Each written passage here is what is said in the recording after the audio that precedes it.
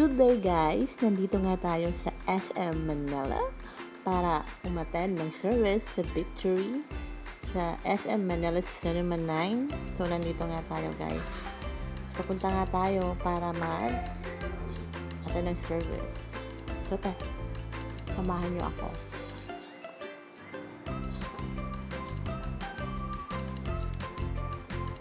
So after nga ng service guys, ikot-ikot nga tayo. So malapit nga lang ito sa aming bahay. So maganda nga maglalakad kasi malapit lang.